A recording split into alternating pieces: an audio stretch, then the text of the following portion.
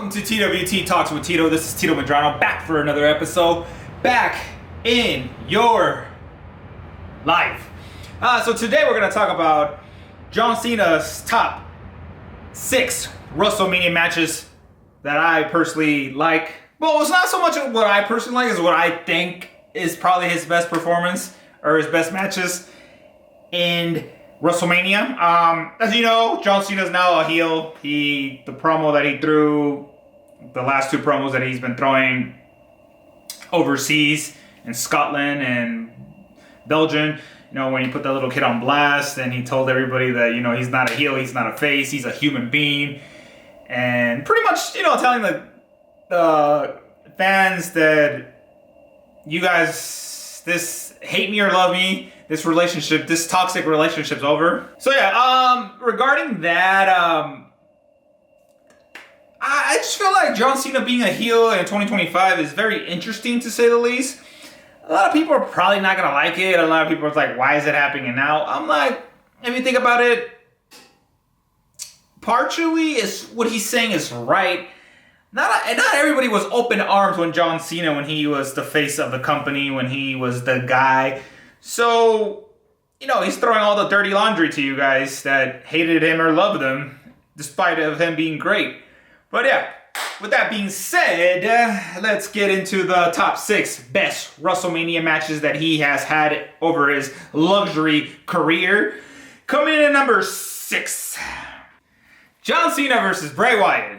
The Firefly Funhouse match at WrestleMania 36, night 1. This match was as cinematic as it was. This was during the pandemic, so a lot of the performers had to be creative in this match, especially Bray Wyatt, rest in peace, and John Cena. We know that these guys faced each other at WrestleMania 30, which John Cena went over. This time, Bray Wyatt went over.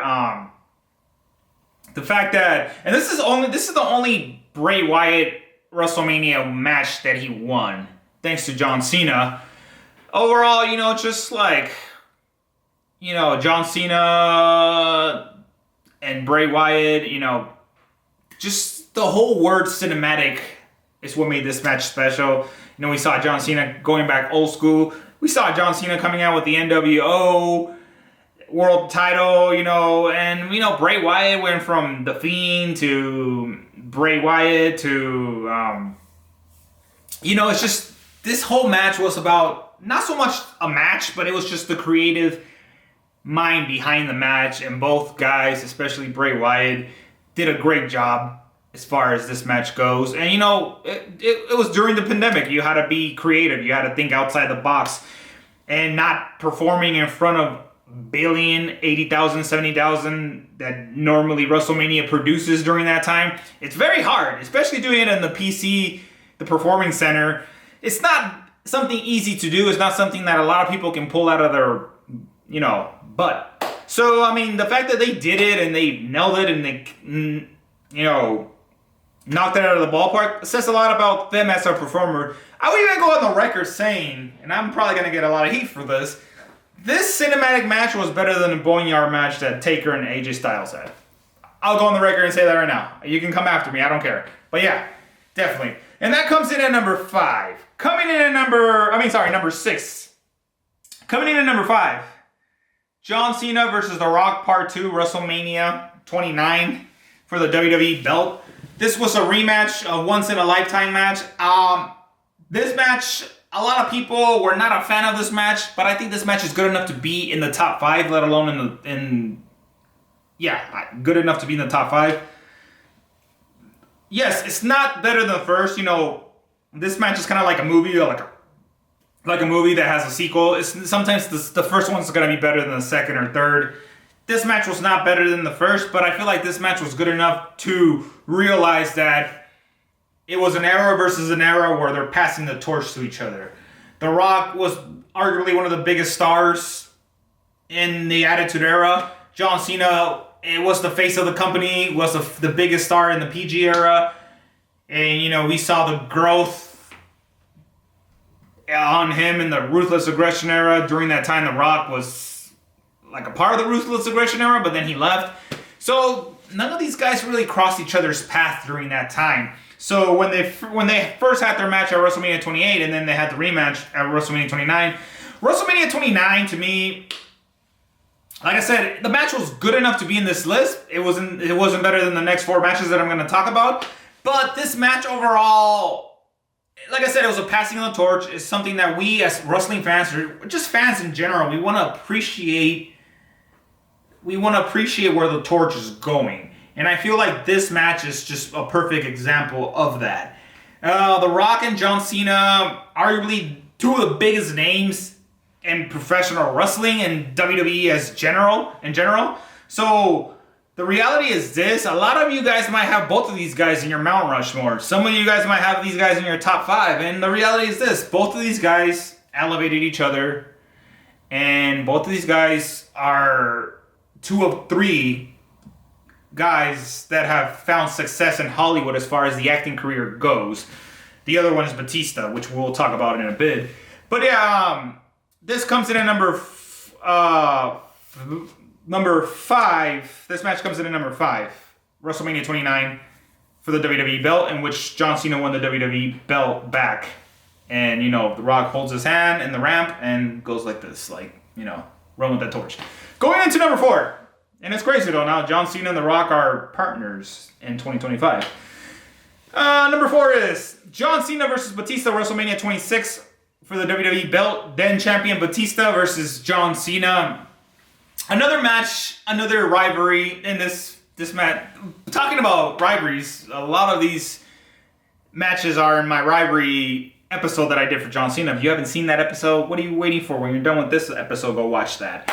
So, John Cena, Batista, both guys, similar story to The Rock and John Cena, but this one hits more to home because Batista and John Cena were both a part of OVW with Randy Orton, Shelton Benjamin, Brock Lesnar, Victoria, and some of the guys that entered that field in 2002. Batista and John Cena.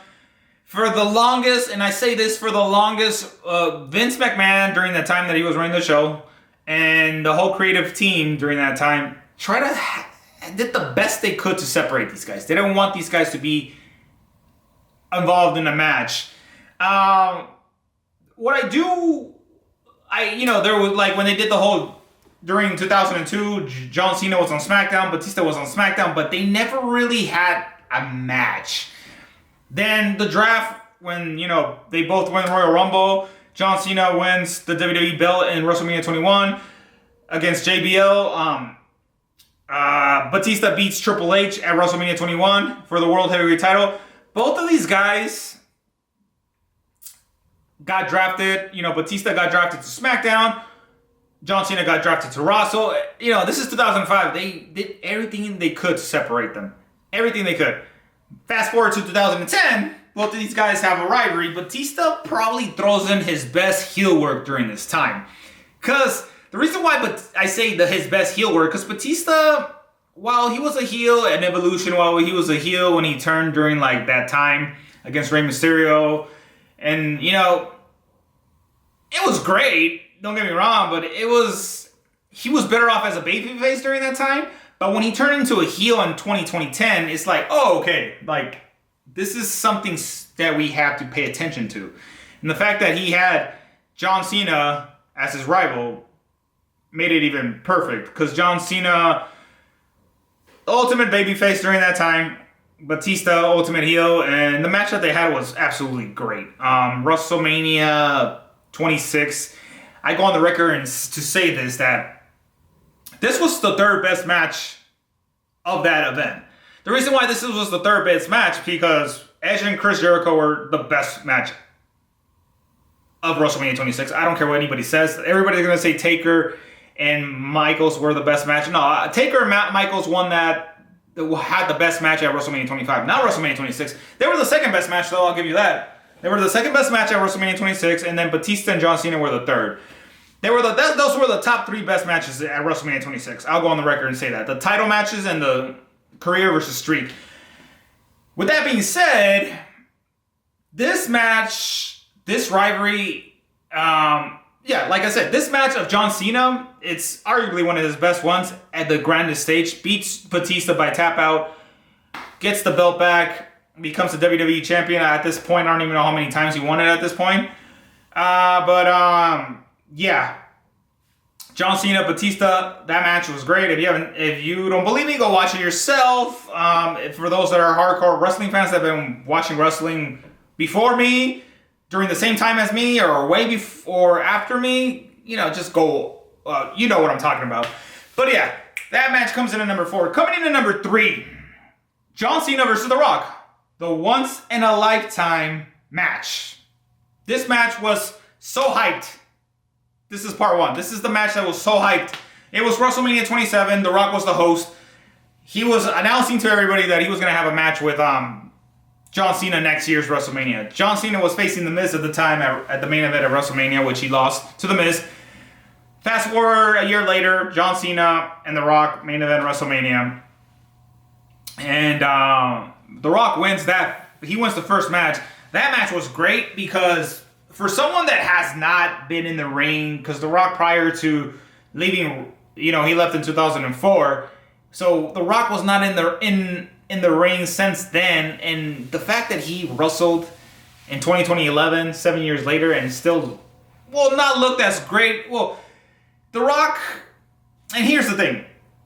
I don't want to say that John Cena carried him in this match, but The Rock was not the same Rock that was in the Attitude Era. Rock didn't have a WrestleMania match till it went from WrestleMania 20 to WrestleMania 28. So Rock hasn't. I don't want to say that Rock was rusty in that match, but the match was so long that I feel like The Rock and John Cena were picking their spots. They were trying to make themselves look good as much as they can. And the finisher of that match was great because, John Cena was going to do the attitude adjustment, or he was going to do the people's elbow. I don't know. He was trying to steal the move of The Rock. The Rock, counters it, and 1, 2, 3 gets the Rock bottom. And just the whole purpose of that match, to me, was like, yeah, we're going to have a part 2. Because, John Cena, he loses and he's like just standing in the middle of the ramp, and he's just like, during that time, John Cena in 2012, he was going through a lot. He was going through a lot, not only as a performer, but as a person, as someone going through a lot in his personal life.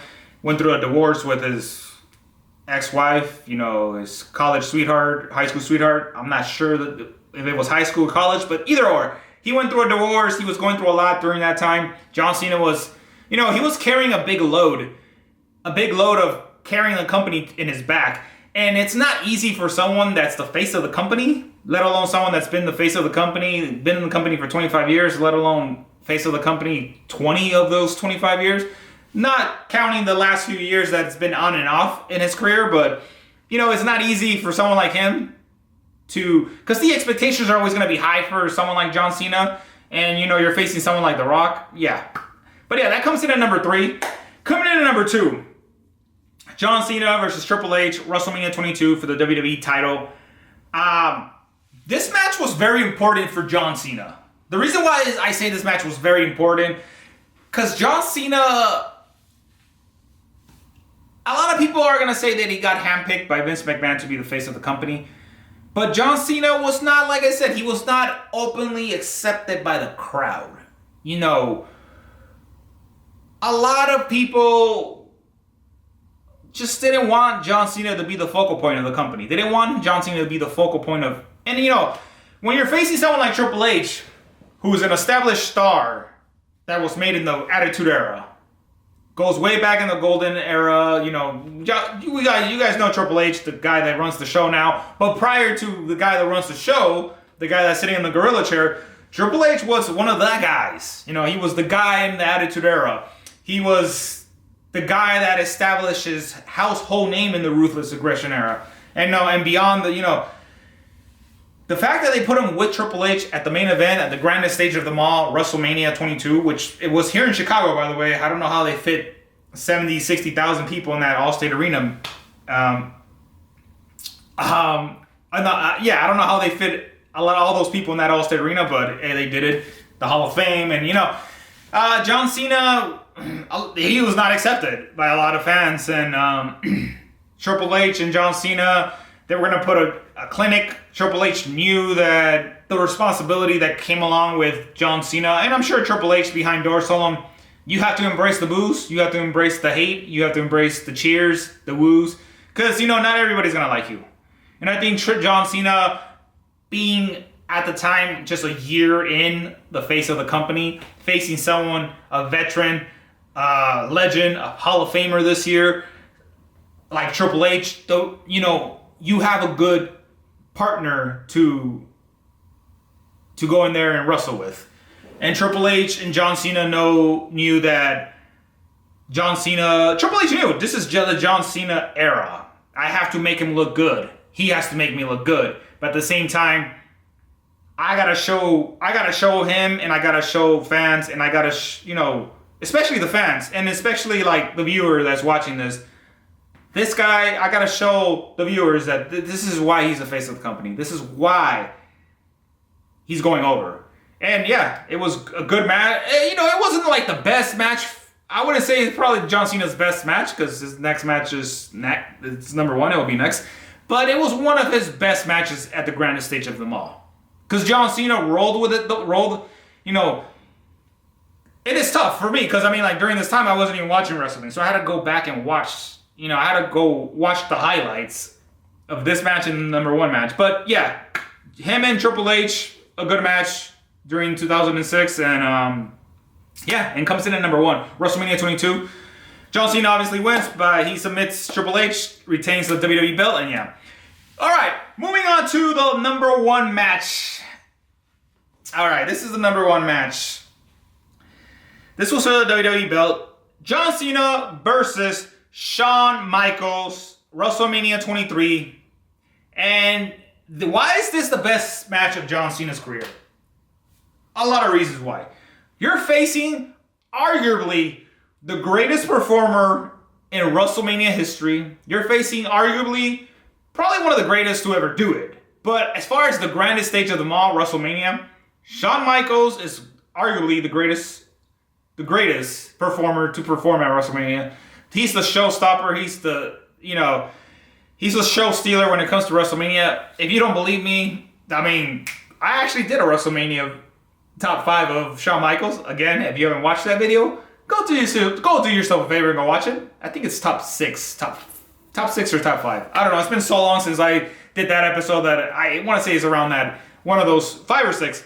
But yeah, going back to this match, John Cena and Shawn Michaels, the responsibility that came along with this, and it's crazy though. Going back a little bit to Triple H and John Cena WrestleMania 22, that wasn't originally going to be the main event. It was going to be Shawn Michaels versus Eddie Guerrero at WrestleMania 22, but we know that Eddie passed away prior to WrestleMania 22 in 2005. But that was going to be originally the main event, according to what I heard and what a lot of people have spoken. That originally, Eddie was going to be the world champion, and Shawn was going to win the Royal Rumble, or vice versa. Eddie was going to win the Royal Rumble, and then instead of Eddie, since Eddie passed away, change of plans. Eddie passed away. Rey Mysterio won the Royal Rumble that year, and he won the triple threat match between Kurt Angle and Randy Orton. Going back to the match with the number 1 match here in TWT Talks with Tito, Shawn Michaels versus John Cena. This is the best match that John Cena had, because you're not just facing anybody. You're facing arguably the greatest performer in WrestleMania. And Shawn Michaels knew the responsibility going in. He knew that he had to make this guy look like $1 million and made him look like he's been there, done that. And again, John Cena was just 2 years in being the face of the company. Not experienced in wrestling, but just 2 years in being the face of the company. It's still a lot of pressure. You're performing against another legend, Hall of Famer, as Shawn Michaels. You know what I mean? So the standard is a lot higher. The standard was higher with Triple H. The standard just got higher with Shawn Michaels. So we knew for a fact that John Cena had to give it all, and Shawn Michaels was going to give it all. So this match was great. This is John Cena's best match. He won by submission again. It was during that time he was on a submission roll. He beat Shawn Michaels by submission, retained the WWE belt, but this match is what made John Cena a bigger star. And this match is and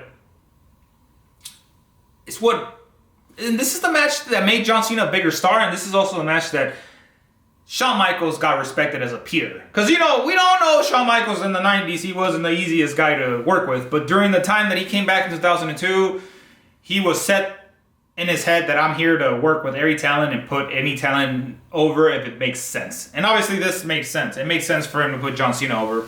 But yeah, John Cena beats arguably the greatest performer at WrestleMania 23. And John Cena, that is his number one match of all time. What was your favorite John Cena WrestleMania match? Comment below. Subscribe on the YouTube channel. If you haven't subscribed, what are you waiting for? Subscribe. Subscribe on Spotify.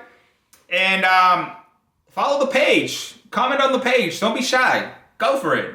And comment on the YouTube channel. Comment on the Spotify channel. Don't be shy. Just comment. And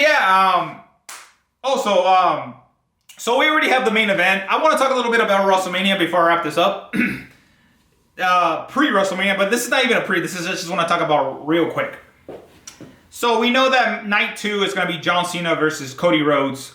Is John Cena going to win his 17-time world title? We don't know. I mean, that the record is there for him to beat it. We don't know. Or is Cody going to retain, and this is going to be a passing of the torch? We don't know that. Night 1, we already have a main event. It's the triple threat match between Roman Reigns, CM Punk, Seth Rollins. I know a lot of people are not happy because, Jey Uso, a lot of people are expecting Jey Uso to be the main event of night 1 against Gunther for the world title. Here's what I think. People keep saying that it doesn't make... So what's the whole purpose of the Royal Rumble if they're not going to main event WrestleMania? What people don't understand is that there's bigger storylines. Jey Uso's storyline is big, but it's not big enough than that triple threat match of Punk, Rollins, and Roman. It's not bigger than Cena versus Cody. I'm sorry, I have to be biased when I say this. It's just that match is not bigger than those two matches to be in a main event. CM Punk is finally going to main event WrestleMania. It's something that he always wanted. It's something that he always dreamed of doing, and it's finally going to happen. You can love him or you can hate him. It doesn't matter. The guy deserves to be main event at WrestleMania. And as far as Jey Uso, I feel like Jey Uso, he's not going to lose anything. Oh, look at Charlotte's not main eventing WrestleMania, and she won the Royal Rumble. And she main evented WrestleMania triple threat match, and and a lot of people said she should have main evented WrestleMania against Rhea Ripley, which I agree, but it didn't happen. But Jey Uso, it sucks that he's not gonna main event WrestleMania, but against Gunther. But let's not forget, Jey Uso already main evented WrestleMania with his brother Jimmy versus Sammy and Kevin Owens. Yes, I know it's not the same thing as a tag team match, but still, it's history. They're the first tag team to main event, which a lot of people thought it should have been Rhea and Charlotte because they had a great, fantastic match. But you get what you get. And the reality is this: Jey Uso and Gunther, they have the pressure. Why do I think they have the pressure? Here's why. They're the openers. I'm pretty sure they're going to open night 1. I'm pretty positive they're going to open night 1. I believe they're going to open night 1. And Punk and Seth and Roman, it just makes sense for them to be main event. There's a lot going on. Here's why. Roman is not going to be at WrestleMania to not main event. Roman, this is going to be his 10th main event. Roman is one of the focal points at WrestleMania. He's not going to be at WrestleMania just to be at WrestleMania. He's going to be the main event. Rollins, he's already main evented last year at WrestleMania 40, and, I think the other times that he main evented. But, Seth is another asset to WrestleMania. He was MVP at WrestleMania 40. So it's not, I feel like he deserves to be at WrestleMania 41 main event too, because what he contribute at WrestleMania 40. And CM Punk, let's not forget, if CM Punk did not torn his tricep last year, we would have had CM Punk versus Seth Rollins for the world title at WrestleMania 40 night 1. But, The Rock was involved, And Roman was involved, so that's a tag team versus Roman versus Seth and Cody at the time was what made sense. But with that being said, going back to this whole scenario, the two main events for night 1 and night 2 are bigger storylines than Jey Uso versus Gunter for the world title. Yes, main event Jey Uso. I know he's over with the crowd, and I know a lot of people are just, they want to see him get that WrestleMania moment. But think about it. He's probably going to be the opener. And being the opener, you have more pressure than being the main event. Just saying. Alright guys, with that being said, this is TWT Talks with Tito. This is Tito Madrano. I'll see you guys in the next episode. And yeah, can't wait to talk about more. And just like always, we drop episodes every week. And if you haven't watched any of the best episodes, go, jump on those. And if we don't drop episodes every week, we drop them as soon as we can. With that being said, guys, this is Tito Madrano. This is TWT Talks with Tito. And I'll see you guys in the next episode. Take care. Bye.